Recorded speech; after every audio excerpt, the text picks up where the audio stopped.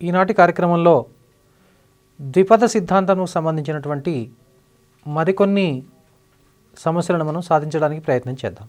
5x minus 6y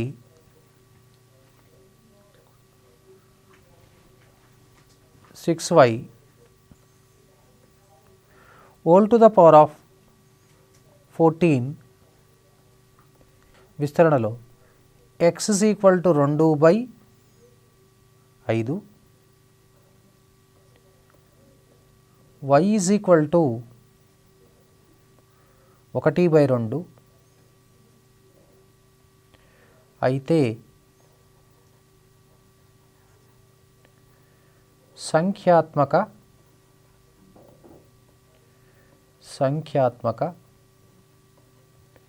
గరిష్ట పదము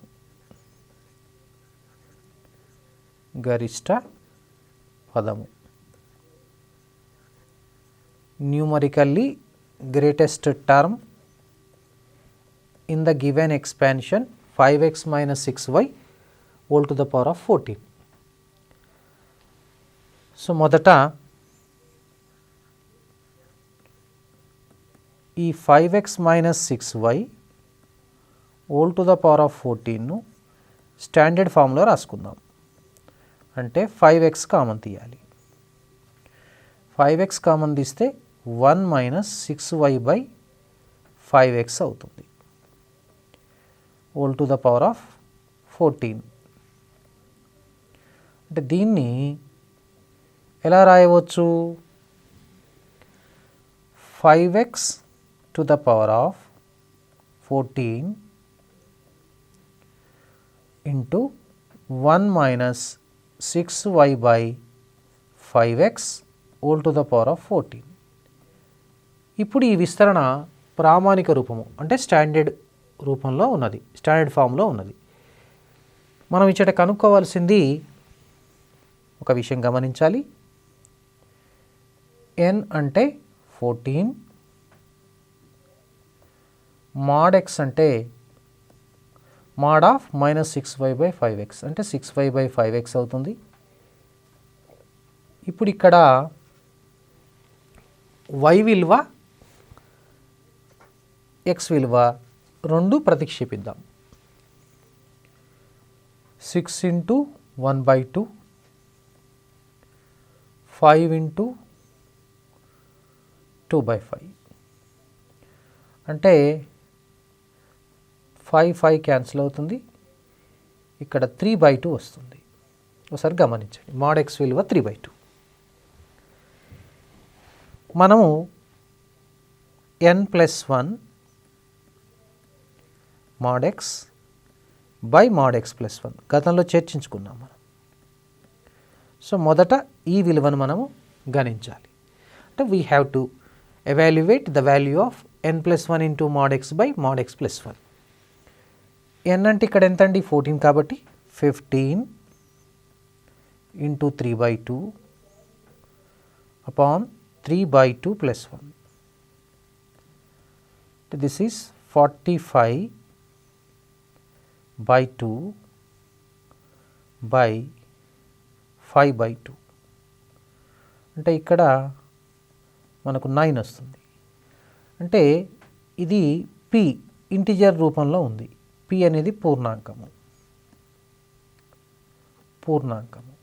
కాబట్టి 9వ పదము మరియు 10వ పదం అవుతుంది. సో ఇప్పుడు 9వ పదం కానీ 10వ పదం కానీ కనుక్కుంటే సరిపోతుంది. ఇప్పుడు T9 మరియు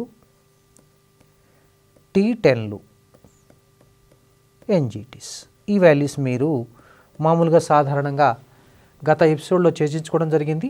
ఒక విస్తరణ ఇచ్చినప్పుడు మనం పదాన్ని ఏ విధంగా గణించాలో దాని ద్వారా మీరు T9, T10 కనుక్కోవడానికి ప్రయత్నం చేయండి.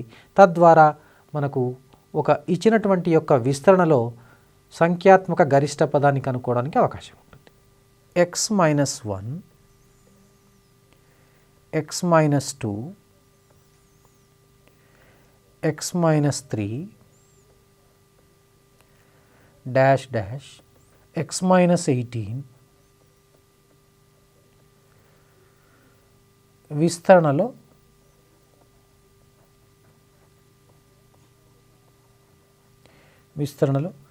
x to the power of 17 యొక్క గుణకము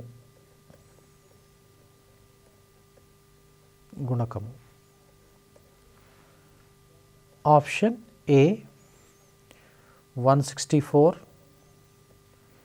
option B -171, option C 194, option D 221. ఒకసారి మనం ఈ సమస్యను గమనిద్దాం. x-1 into x-2 into x-3 and so on x-18. అంటే ఈ పదాలన్నింటినీ మనం గుణకారం చేయడం ద్వారా మనకు ఒక బహుపది వస్తుంది, పాలినామియల్ వస్తుంది. ఈ పాలినామియల్ యొక్క మనకు పరిమాణము లేదా దాని డిగ్రీ ఎంత అంటారంటే 18. అంటే x to the power of 18 యొక్క గుణకం 1 అవుతుంది. కానీ x to the power of 17 యొక్క గుణకం కనుక్కోవాలంటే ఇప్పుడు దీన్ని విలువ మనకు ఈ విధంగా వస్తుంది. అంటే సాధారణంగా ఒకసారి మనం గమనిద్దాం. x-1 ఇంటూ x-2 తీసుకుందాం. ఇంతవరకు తీసుకున్నట్లయితే ఇప్పుడు దీన్ని మనము ఈ విధంగా రాయొచ్చు. x², so -1 + 2 into x + 2. అదేవిధంగా ఇప్పుడు x-1 into x-2 into x-3 ఉందనుకోండి. ఇప్పుడు దీన్ని మనం గుణకారం చేస్తే ఈ విధంగా మనం దీన్ని ఏ విధంగా రాసుకోవచ్చు అంటే x³ -1 + 2 + 3 ఇంటూ x² డాష్గా రాసుకోవచ్చు. ఇప్పుడు మీరు దీని నుంచి ఒక క్రమాన్ని మనం అబ్జర్వ్ చేయొచ్చండి. అంటే ఇక్కడ x³ ఉన్నప్పుడు x² యొక్క గుణకము -1 + 2 + 3 అవుతుంది. ఇప్పుడు మీరు ఒక సాధారణీకరణ చేయవచ్చు. దీని నుంచి ఏ విధంగా సాధారణీకరణ చేయవచ్చు? ఉదాహరణకు x-1 into x-2 into x-3 into ఈ విధంగా x-n, ఈ విధంగా n పదాలు ఉందనుకోండి. అప్పుడు మీరు x to the power of n-1 యొక్క గుణకము ఊహించగలరా? అదేమవుతుందండి? -1 + 2 + 3 డాష్ n అవుతుంది. ఇది 1 + 2 + 3 డాష్ n ఏమవుతుందండి? σn -σn అంటే -n ఇంటూ n+1/2. ఈ విధంగా మనము సాధారణీకరణ చేయవచ్చు. ఈ యొక్క దీన్ని షార్ట్కట్గా తీసుకొని మనం ఈ సమస్యను చాలా సులభంగా చేయవచ్చండి. ఇక్కడ జవాబు ఒకసారి పరిశీలించండి. కావలసిన గుణకము x to the power of 17 గుణకము ఈజ్ ఈక్వల్ టు -1 + 2 + 3 డాష్ +18. అంటే ఇప్పుడు మనం ఈ సూత్రాన్ని ఉపయోగిస్తే దీన్ని మనం -18 ఇంటూ 18 + 1 19/2 2 9 జా. ఇప్పుడు దీని యొక్క జవాబు 19 ఇంటూ 9 81 17. సో ఇప్పుడు మనకు ఆన్సరు -171 అవుతుంది. So B is the right option. So ఈ విధంగా మనం చాలా సులభంగా కనుక్కోవచ్చు. ఇప్పుడు ఒకసారి గమనించండి. ఇలా x-1 into x-2 into x-3 so on x-8 18 కాకుండా x+1 x+2 x+3 and so on x+18 ఇచ్చారనుకోండి. అప్పుడు మనం జవాబు చాలా సులభంగా ఊహించవచ్చండి. అదేమవుతుంది? -σn బదులు σn అవుతుంది. అంటే n ఇంటూ n+1/2. మొదటి n సహజ సంఖ్యల మొత్తము. The sum of the first n natural numbers is denoted by the σn whose value is equal to n into n+1/2. So అలాంటి ప్రశ్న మరొకటి మనం గమనిద్దాం. x+1 x+2 x+3 into dash x+n లో x to the power of n-1 యొక్క గుణకము. యొక్క గుణకము. ఇది sigma ఎన్ అండి, అంటే n ఇంటూ n+1/2. ఇప్పుడు మీరు ఒకసారి గమనించండి ఒక సమస్యను. x+1 into x+2 into x+3 into so on x+100లో x⁴99 యొక్క గుణకము. అంటే సాధారణంగా ఈ సమస్యను గుణకారం చేయాలంటే చాలా ఎక్కువ సమయాన్ని తీసుకుంటుందండి. కాబట్టి తక్కువ సమయంలో చేయాలంటే మనం పై యొక్క షార్ట్కట్ను ఉపయోగిస్తే సరిపోతుంది. ఈ షార్ట్కట్ మనం ఉపయోగిస్తాం. x⁴99 యొక్క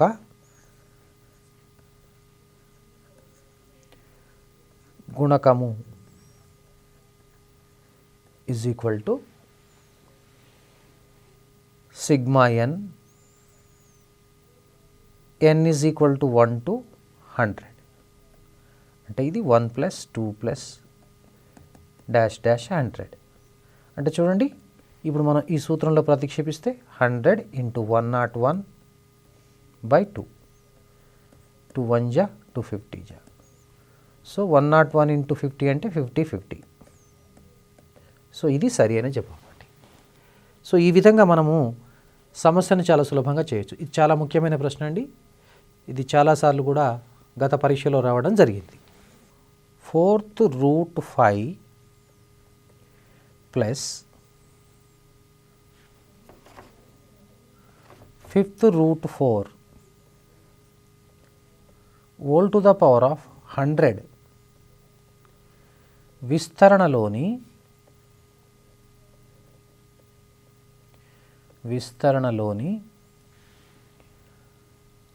అకరణీయ పదాల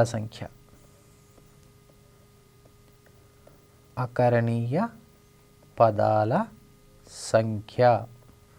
ఆప్షన్స్ ఒకసారి గమనించండి. 50, B 5,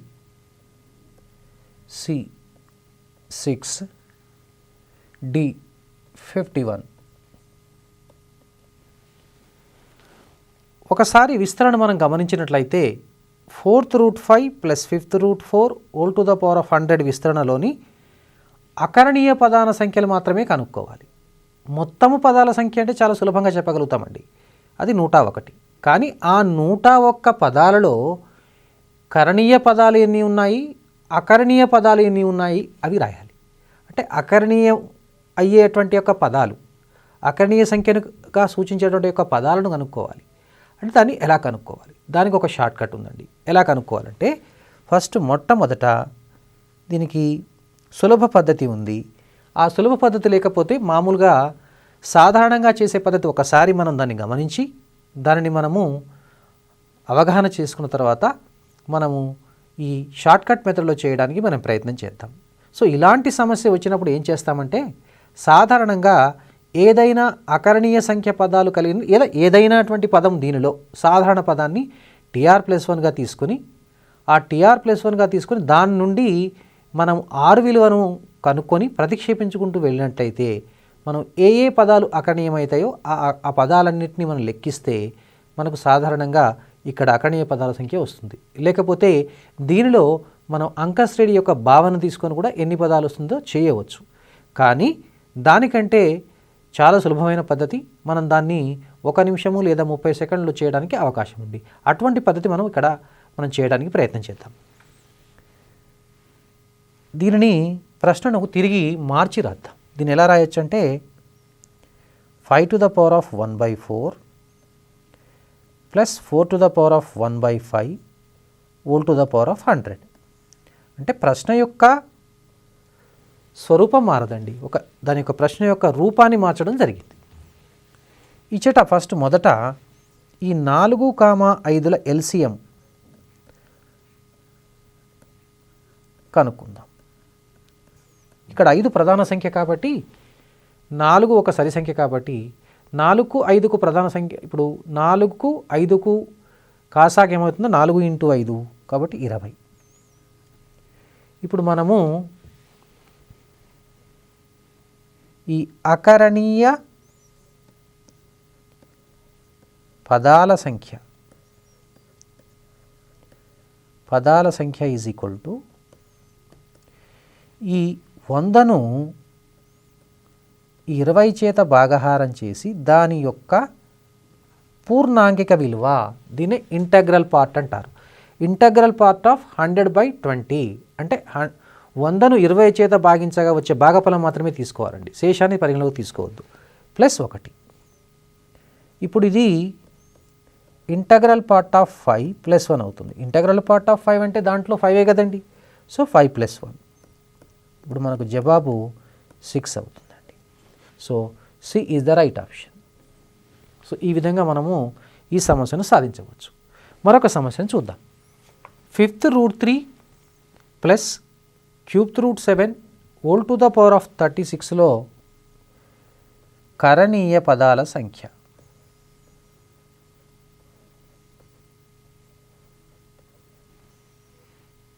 కరణీయ పదాల సంఖ్య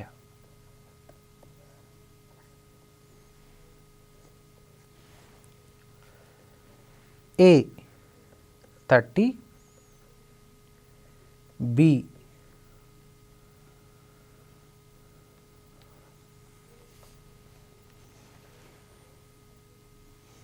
4, C 31, D 29.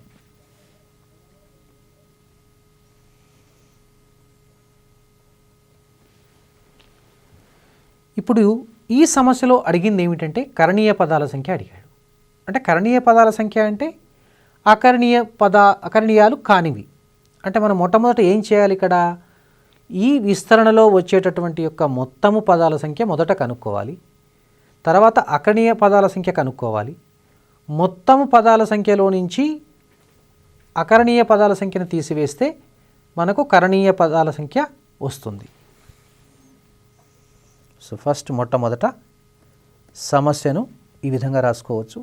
మనకు అనుగుణంగా 3⁻⁴ + 7⁻⁴ ⁻36. సో ఇక్కడ n అనేది 36. సరే, నెక్స్ట్ 5, 3ల LCM. రెండు ప్రధాన సంఖ్యలే కాబట్టి వాటి లబ్ధం అవుతుంది. సో 15. ఇప్పుడు మనము అకరణీయ పదాల సంఖ్య రాద్దాము. అకరణీయ పదాల సంఖ్య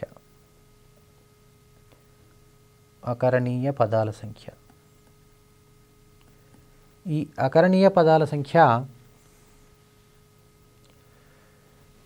36ను 15తో డివైడ్ చేసేసి దాంట్లో మనం తీసుకోవాల్సింది ఇంటగ్రల్ పార్ట్ +1. 36ను మనం 15తో భాగహారం చేస్తే 15 2లో 30. సో 6. ఈ 2ను ఇంటగ్రల్ పార్ట్ అంటారు. సో 2 + 1 మొత్తం ఇక్కడ దీనిలో మనకు 3 అకరణీయ పదాలు ఉంటాయండి. దీంట్లో మనకిప్పుడు కావాల్సింది ఏమిటంటే కరణీయ పదాల సంఖ్య కాబట్టి ఫస్ట్ మనము మొదట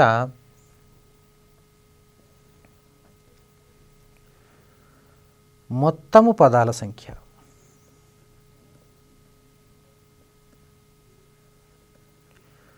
మొత్తము పదాల సంఖ్య 36 + 1 37. ఇప్పుడు ఏం చేయాలండి, ఒకసారి ఆలోచించండి. మనం ఇప్పుడు ఈ 36లో నుండి 3ని తీసివేస్తే లేదా 37లో నుంచి 3ని తీసివేస్తే మనకిప్పుడు ఇక్కడ కరణీయ పదాల సంఖ్య వస్తుంది. ఒకసారి చూద్దాం. కరణీయ పదాల సంఖ్య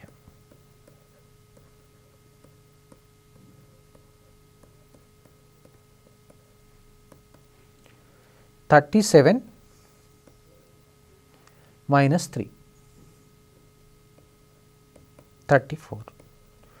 సో ఇక్కడ జవాబు అనేది మార్చుకోవాల్సిన అవసరం ఉంటుందండి. కాబట్టి సిని మనము 34గా భావిద్దాం. So C is the right option. 1 plus x minus 3x square whole to the power of 2143.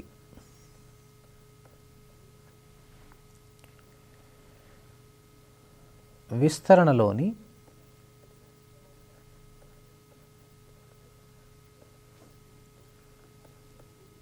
గుణకముల మొత్తము.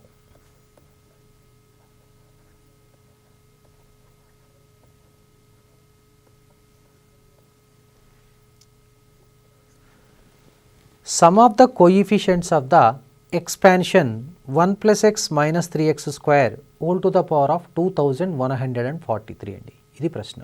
అంటే ఈ విస్తరణలోని గుణకాలు వచ్చినట్లయితే ఆ గుణకాల మొత్తము, లేదా ఇది ఒక బహుపదిని సూచించినట్లయితే ఆ బహుపదిలోని గుణకాల మొత్తం కనుక్కోవాలి. దీనికి మనకు షార్ట్ కట్ ఉందండి. ఎలా అంటే ఇప్పుడు మీరు ఈ విధంగా గుర్తుపెట్టుకోవచ్చు. ఒక దీని యొక్క విస్తరణను ఒక బహుపది అనుకున్నట్లయితే దాన్ని f(x) అనుకుందాం. సో గుణకాల మొత్తానికి గుణకాల మొత్తము f(1) అండి. అదేవిధంగా సరిఘాత గుణకాల మొత్తము. సరిఘాత గుణకాల మొత్తం అంటే ఉదాహరణకు ఏదైనా బహుపది x పదాల్లో ఉన్నప్పుడు సరిఘాతాలను ఏ విధంగా తీసుకుంటామంటే x², x⁴, x⁶, స్థిర పదం కూడా మనం సరిఘాతంగానే తీసుకుంటాం. వాటి గుణకాల మొత్తం అడిగింది అనుకోండి, అప్పుడు మనం ఎలా కనుక్కోవాలంటే సరిఘాత గుణకాల మొత్తము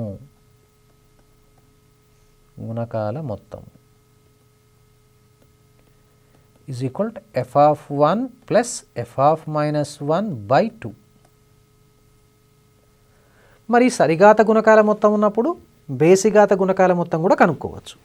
అది ఎలా కనుక్కోవాలి? బేసిఘాత గుణకముల మొత్తం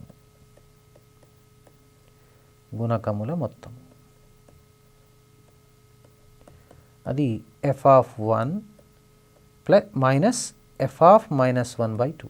సరే, ఒక విషయం గమనించాలండి. సరిఘాత గుణకాల మొత్తం అంటే ప్లస్ వస్తుంది, బేసిఘాత గుణకాల మొత్తం అంటే మధ్యన మైనస్ పెట్టాల్సి వస్తుందండి.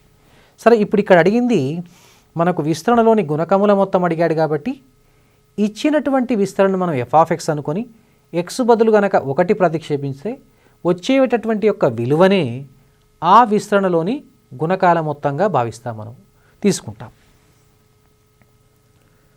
మొదట f(x) is equal to 1 plus x minus 3x square whole to the power of 2143 అనుకున్నాము. అనుకుందాం. ఇప్పుడు మనం ఈ సమస్యలో ఏంటి, గుణకాల మొత్తం కనుక్కోవాలి. అంటే గుణకాల మొత్తం అంటే సమ్ ఆఫ్ ద కోఎఫిషియెంట్స్ అండి. మనం చూడండి ఒకసారి, గుణకాల మొత్తం సూత్రం ఏమిటండి? ఇక్కడ గుణకాల మొత్తానికి సూత్రము ఇది. కాబట్టి ఇప్పుడు మనం ఇక్కడ దీన్ని ఏ విధంగా రాసుకోవచ్చు? f(1) అంటే x స్థానంలో మనం 1 పెట్టుకోవాలి. 1 plus 1 minus 3 × 1 square minus 3 only 2143. అంటే ఇక్కడ గమనించినట్లయితే -3 + 2 -1 టు ద పవర్ ఆఫ్ 2143. ఇది చాలా సులభం అండి. -1 టు ద పవర్ ఆఫ్ సరి సంఖ్య +1 అవుతుంది, బేస్ సంఖ్య -1. సో ఆన్సర్ ఇక్కడ -1. సో ఈ విధంగా మనం సమస్యను సాధించవచ్చు. సో మరొక సమస్యను చూద్దాం. 1 plus X plus x² plus x³ whole to the power of 5 విస్తరణలో సరిఘాత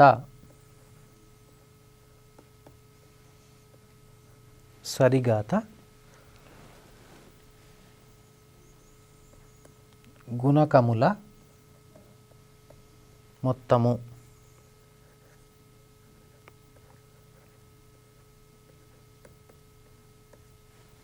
ఇది ప్రశ్న అండి.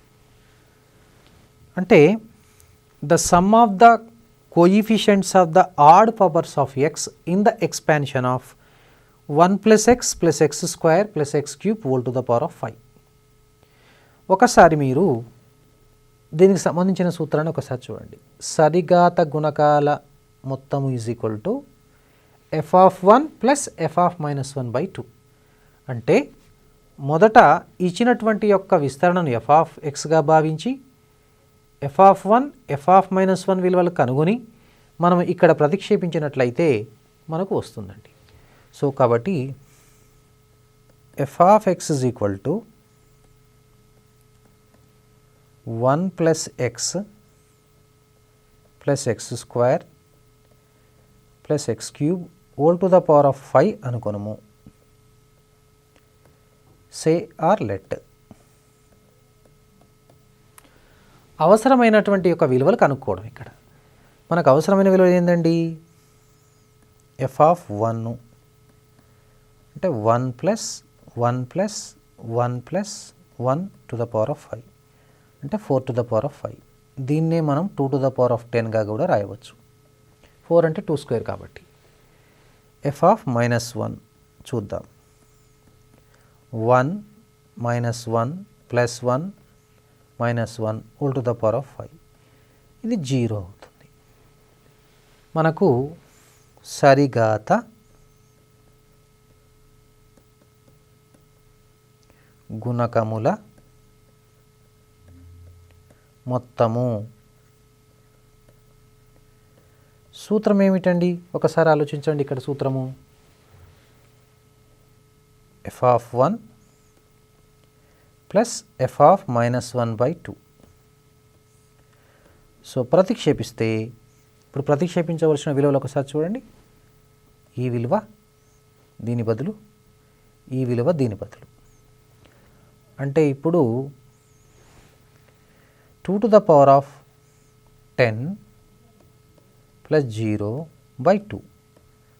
2 టు ద పవర్ ఆఫ్ 10/2 అంటే ఇది 2 to the power of 9.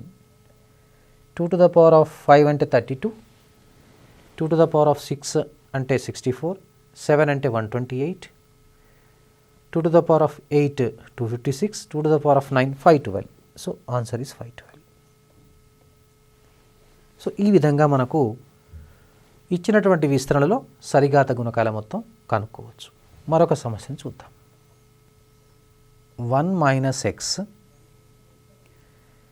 + x²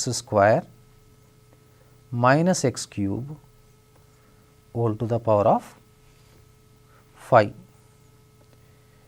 విస్తరణలో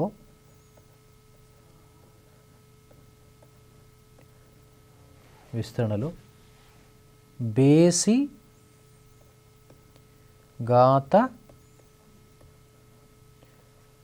గుణకముల మొత్తము.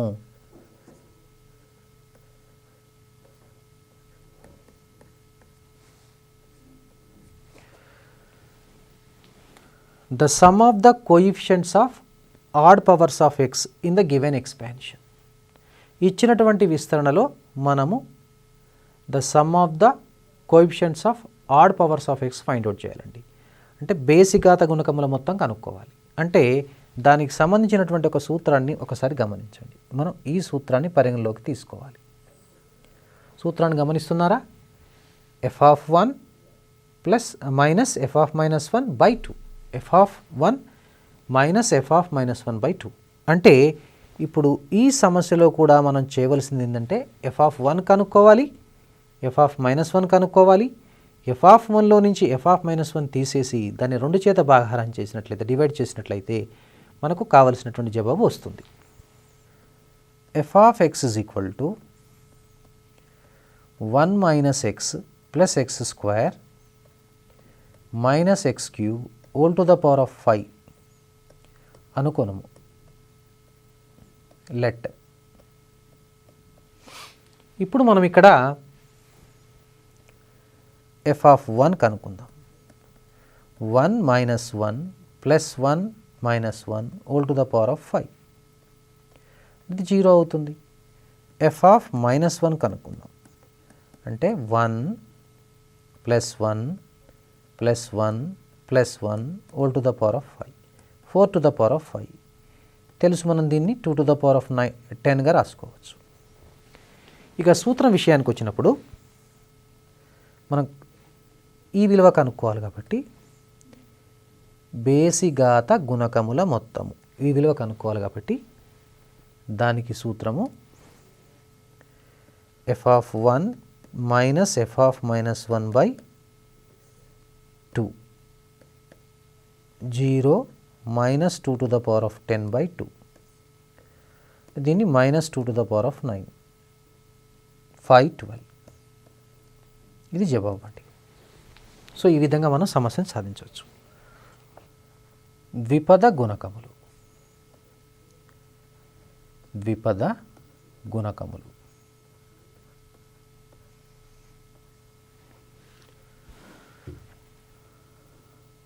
Binomial coefficients.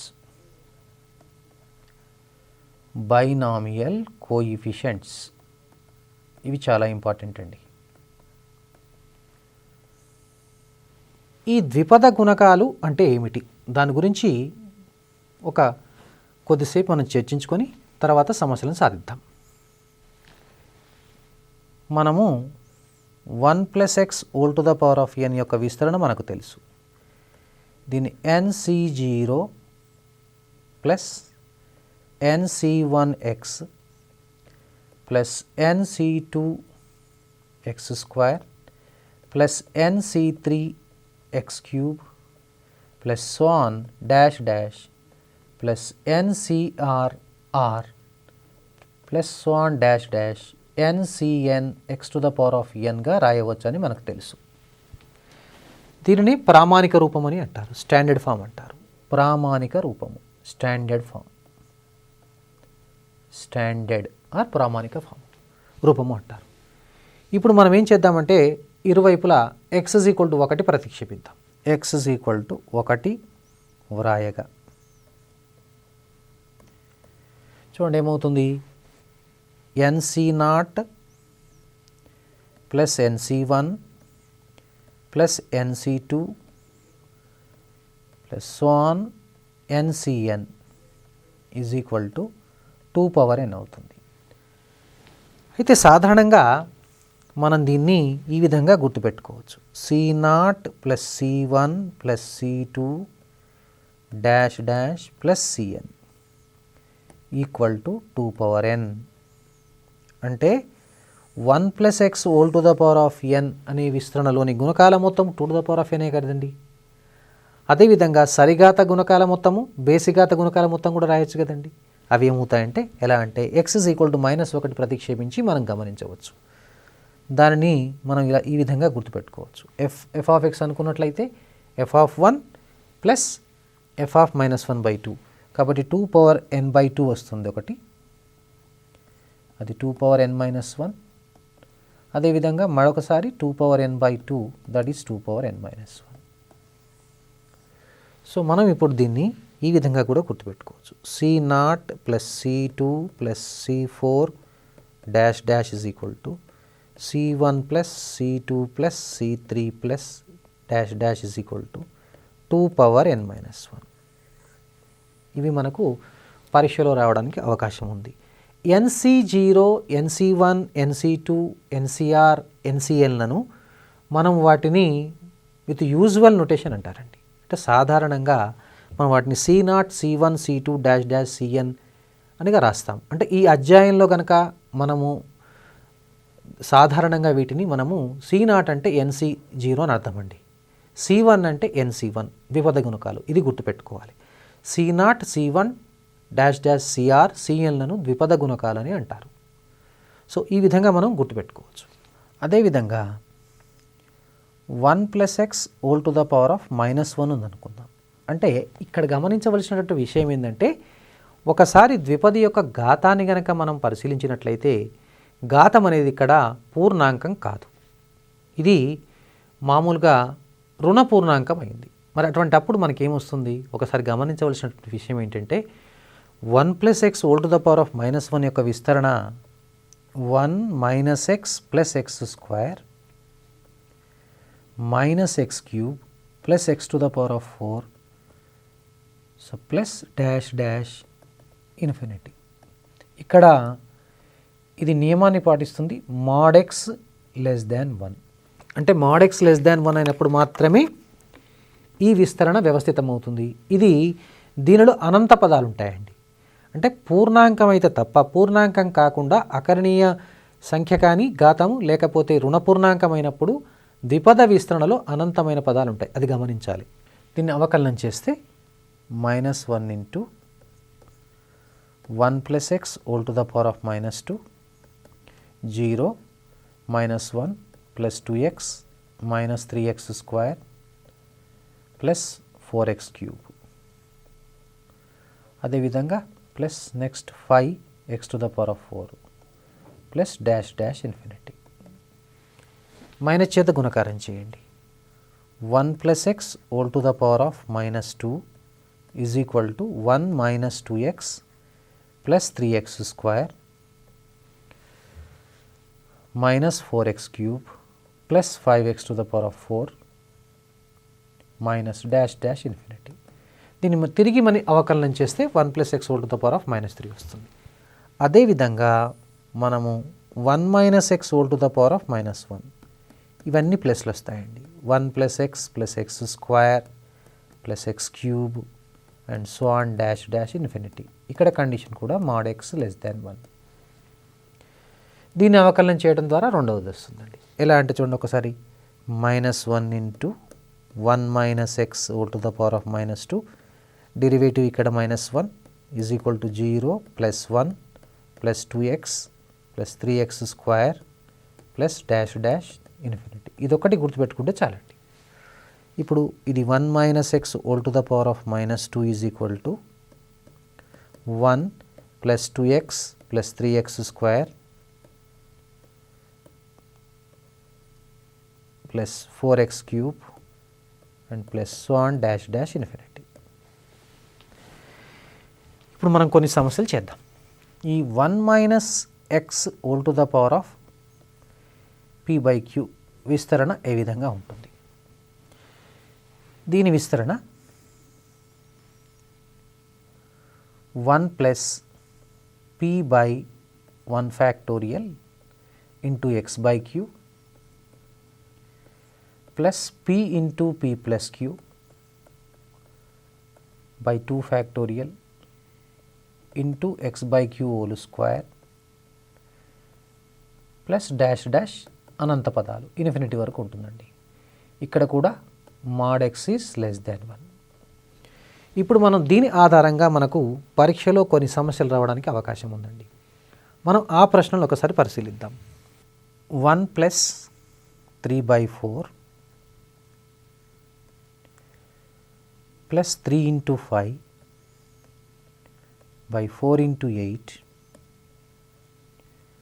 Plus 3 into 5 into 7 by 4 into 8 into 12 plus dash dash infinity is equal to. So దీన్ని ఏ విధంగా కనుక్కోవాలి?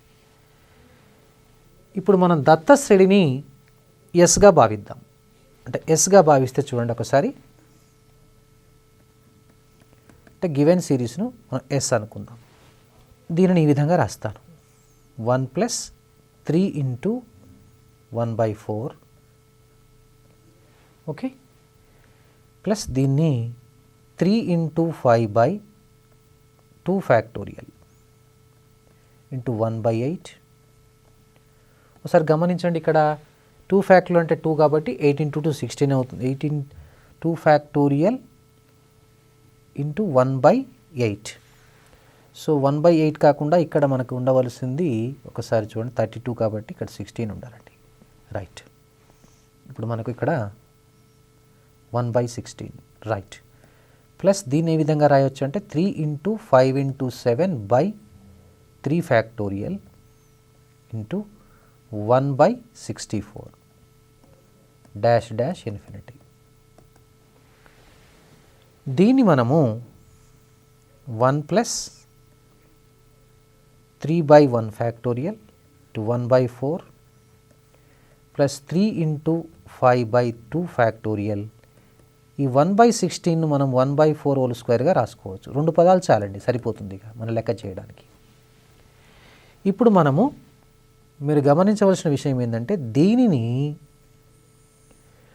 దీనితో పోల్చామనుకోండి ఇంతవరకు. ఒకసారి గమనించండి, ప్రత్యేకంగా ఇక్కడ మీరు గమనించవలసిన స్పెషల్గా ఈ పదాన్ని మీరు ఈ పదంతో పోల్చండి. ఇప్పుడు మనకి ఇక్కడ p విలువ 3గా వస్తుంది. p plus q is equal to 5,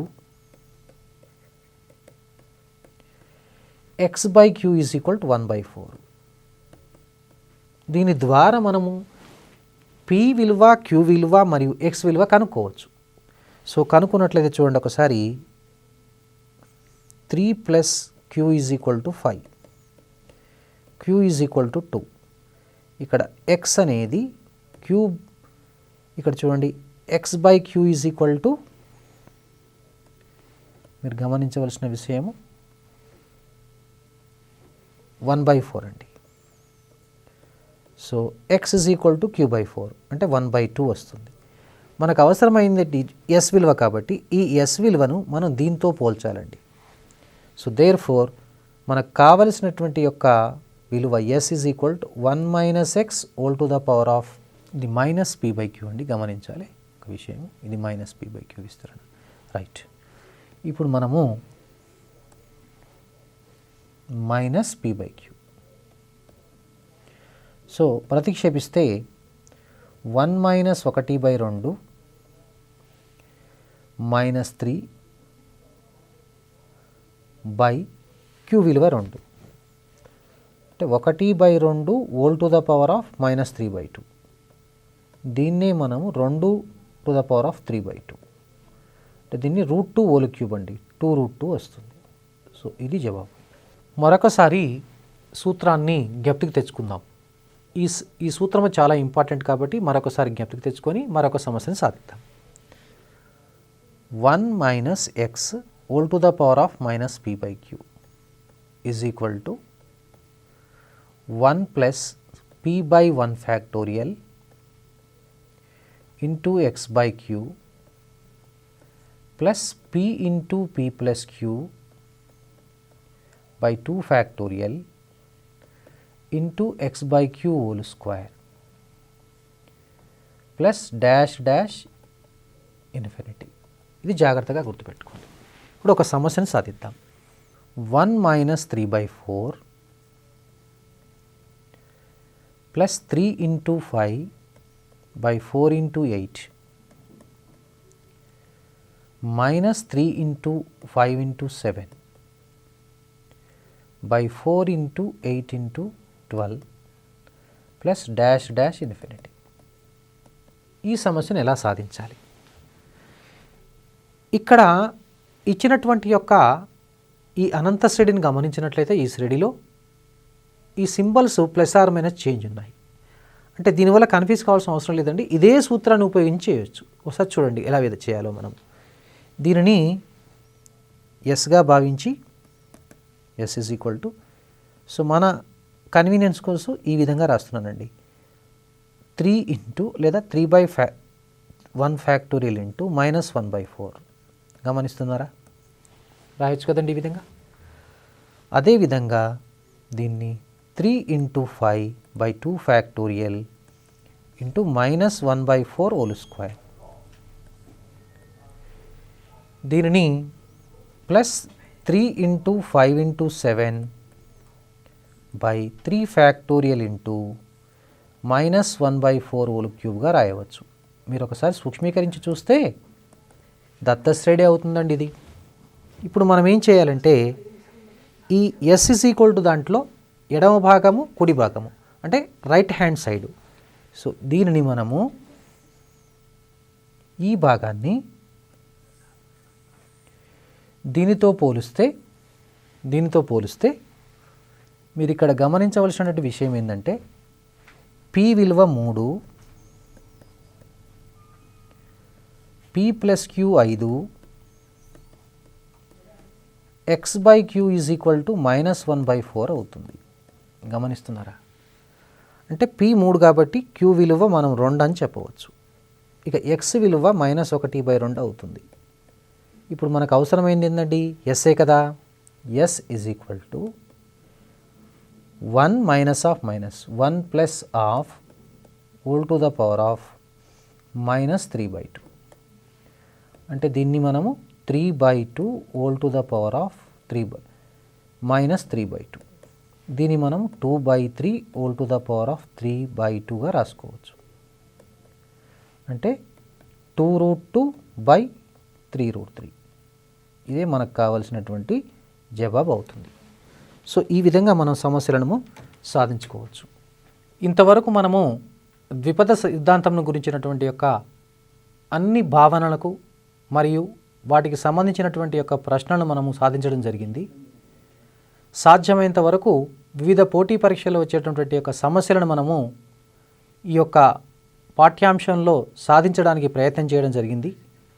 అయినప్పటికీ కూడా మరికొన్ని ప్రశ్నలు ఏదైనా మిగిలి ఉన్నట్లయితే, మోడల్స్ మిగిలి ఉన్నట్లయితే మీరు మీకున్నటువంటి యొక్క రెఫరెన్స్ బుక్స్ కానీ, లేకపోతే తెలుగు అకాడమీ టెక్స్ట్ బుక్స్ కానీ, మిగతా ఆధార మెటీరియల్ నుంచి సంబంధిత మెటీరియల్ నుంచి మీరు వాటిని సాధన చేస్తే బాగుంటుంది. ఎందుకంటే వివిధ పోటీ పరీక్షల్లో ఈ అధ్యాయానికి చాలా ముఖ్యమైనటువంటి యొక్క పాత్ర ఉంది. సో ఈ అధ్యాయంపై గట్టి పట్టు సాధించినట్లయితే ఈ అధ్యాయానికి సంబంధించిన ఏ ప్రశ్నలు వచ్చినా సరే మీరు చేయడానికి అవకాశం ఉంది. కాబట్టి తదుపరి కార్యక్రమంలో కలుసుకుందాం. అంతవరకు సెలవు.